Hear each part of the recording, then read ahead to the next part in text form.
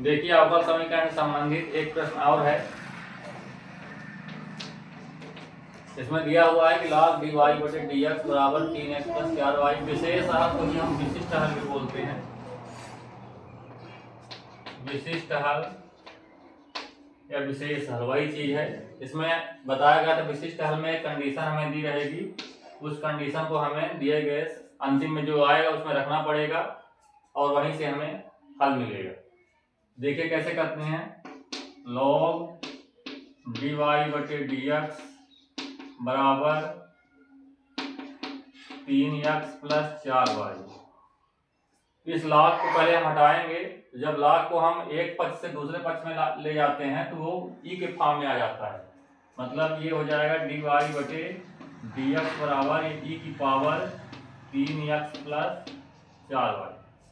ये जो log को हम ले जाते हैं ऊपर तो e की पावर के रूप में ये फलन हो जाएगा, e की पावर 3x प्लस 4y। यदि इस e को हम इधर लाते तो log के रूप में हो जाएगा।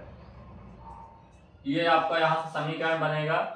अब इसको हम थोड़ी आगे बढ़ाएंगे तो dy बाई dx इसको हम लिख सकते हैं e की पावर 3x इंटू e की पावर 4y। अलग अलग कर देंगे क्योंकि आघात समान है, घातें जुड़ जाएंगी तो इसको हम ऐसा लिख सकते हैं। अब यहाँ से हम चर का पृथक्करण कर सकते हैं। dx को एक x के फलन को x चर को एक साइड कर लेंगे और y चर को एक साइड। तो गुणा में है, इसको नीचे लाएंगे तो dy बटे e की पावर 4y। ऐसे यहाँ e की पावर 3x, ये dx तिरछा गुणा करेंगे तो dx। अब इस e को ऊपर ले जाएंगे तो e की power minus 4y dy e की पावर 3x और dx। अब देखिए ये y के रूप में बन गया, ये x के रूप में बन गया। अब हम इसका सीधे समाकलन कर सकते हैं। यहाँ लिखेंगे समाकलन करने पर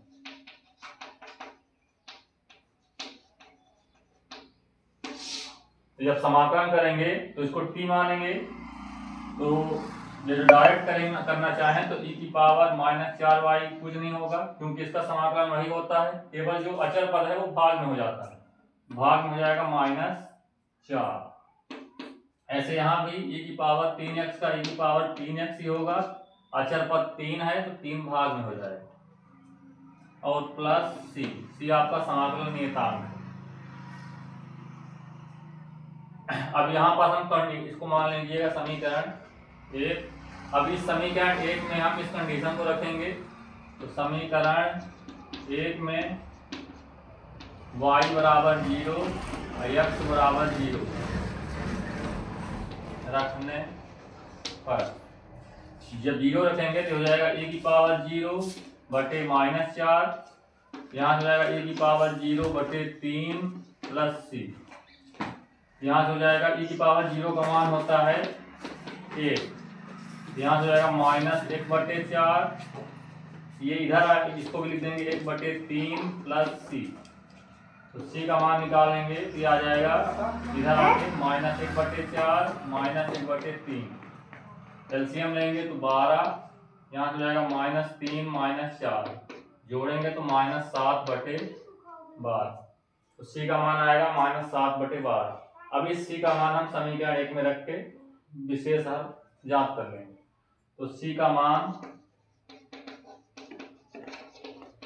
समीकरण 1 में रखने पर तो ये हो जाएगा -1 बटे 4 e की पावर -4y बराबर e की पावर 3x